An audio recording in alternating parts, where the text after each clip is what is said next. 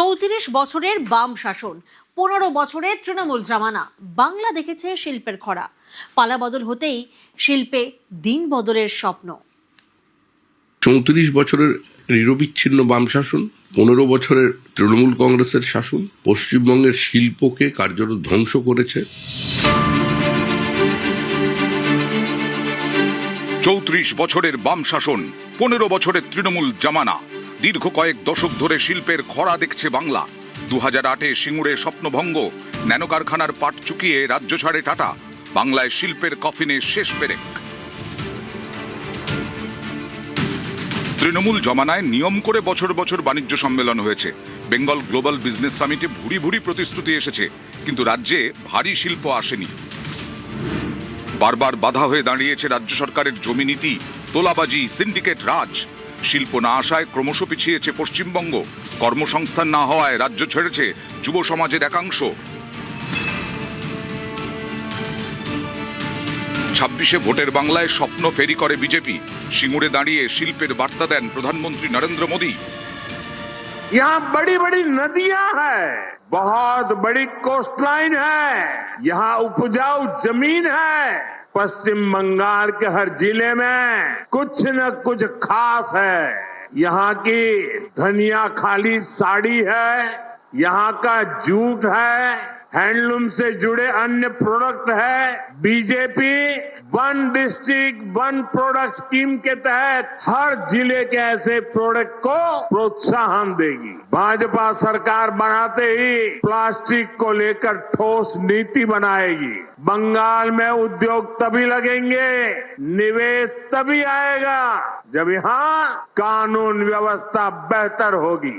लेकिन बंगाल में दंगाइयों को, लूटने वालों को, माफियाओं को खुली छूट मिली हुई है।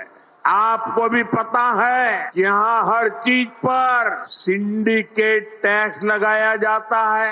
इस सिंडिकेट टैक्स को, इस माफियावाद को भाजपा सरकार ही खत्म करेगी, और ये भी मोदी की गारंटी है।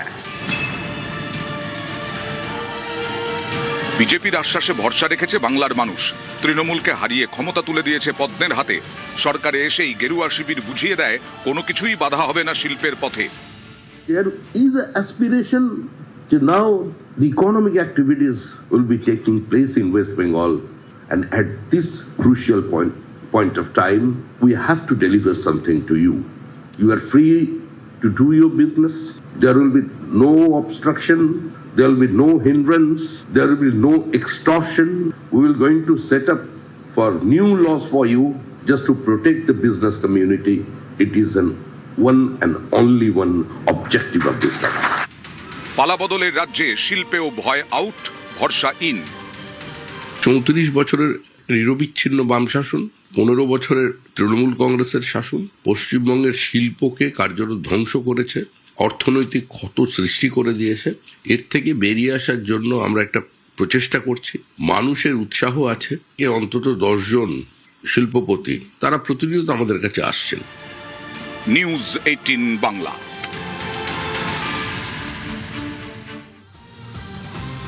বাংলায় বদল হতেই বিনিয়োগ, পশ্চিমবঙ্গে শিল্পের স্বপ্ন।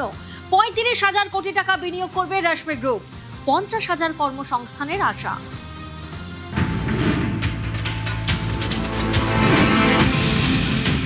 35,000 crore ইনভেস্টমেন্ট আমরা প্ল্যান করেছি। একটা ট্র্যাক রেকর্ড আছে, আর আমরা যেরকম ভাইবস দেখছি, Bengal industrial scenario will be completely changed. তো আমরা বিলিভ করছি কি now after 50 years Bengal has got an opportunity. এককালে বাংলা হয়ে যেত ভারতের বাণিজ্য পথ, জিডিপিতে পশ্চিমবঙ্গ ছিল দেশের সেরা। তারপর দিন বদলেছে, শিল্পের বদ্ধভূমিতে পরিণত হয়েছে বাংলা। কারখানা নেই, কাজও নেই। 26-এ পালাবদলের পর শিল্পেও দিন বদলের আশা। 9 মে বাংলার নতুন মুখ্যমন্ত্রী হিসেবে শপথ নেন শুভেন্দু অধিকারী। মাস শেষ হওয়ার আগেই বিপুল লগ্নির খবর। এ রাজ্যে 35,000 কোটি টাকা বিনিয়োগের পরিকল্পনা করেছে রেশমি গ্রুপ। এই বিনিয়োগ বাস্তবায়িত হলে রাজ্যে 50,000 কর্মসংস্থান হবে। 35,000 crore ইনভেস্টমেন্ট আমরা প্ল্যান করেছি। একটা ট্র্যাক রেকর্ড আছে, আর আমরা যেরকম ভাইবস দেখছি, Bengal industrial scenario will be completely changed. এটা মোটামুটি আপনার 50,000 এমপ্লয়মেন্ট জেনারেট করবে স্টেটে ডাইরেক্ট অ্যান্ড ইনডাইরেক্ট। বিনিয়োগ হবে দু ক্ষেত্রে, স্টিল প্ল্যান্টের জন্য এবং খনি থেকে কয়লা তোলার জন্য। 35,000 কোটি টাকা আমরা দু পার্টে ইনভেস্টমেন্ট করব। আয়রন অ্যান্ড স্টিল বিজনেস যেটা ওটা 30,000 crore আমরা ইনভেস্টমেন্ট করব। ওটা হবে আমার খড়গপুর, ঝাড়গ্রাম, পুরুলিয়া আর মিদনাপুর এরিয়া। অ্যান্ড যেটা 5,000 crore আমরা যেটা ইনভেস্ট করছি ওটা মাইনিং জন্যে, ওটা আমি বাঙ্গাল মধ্যেই আছে। 3টে মাইন আমরা ডেভেলপ করছি। ওর মধ্যে আমার 2টো মাইন যেটা আছে কাস্তা ইস্ট আর কোয়াডি তীরথ, ওটা এই ইয়ের মধ্যেই স্টার্ট হয়ে যাবে। যেটা আপনার খাগড়া জয়দেব আছে ওটা আমি বিলিভ করছি কি নতুন গভর্নমেন্ট যখন এসেছে ওটা পুরো ইন্ডাস্ট্রি ফ্রেন্ডলি, তো ওটা আমরা भी স্টার্ট করে দেবো very soon with the support of the state government. গত 15 বছরে রাজ্যে থমকে গেছিল শিল্পের গতি। জমি অধিগ্রহণ সমস্যা, তোলাবাজি, দুর্নীতি, তৃণমূল সরকারের গায়ে সেঁটে গিয়েছিল শিল্প বিরোধী তকমা। নতুন কারখানা তো খোলেইনি, উল্টে ঝাঁপ বন্ধ করেছে একের পর এক শিল্প গোষ্ঠী।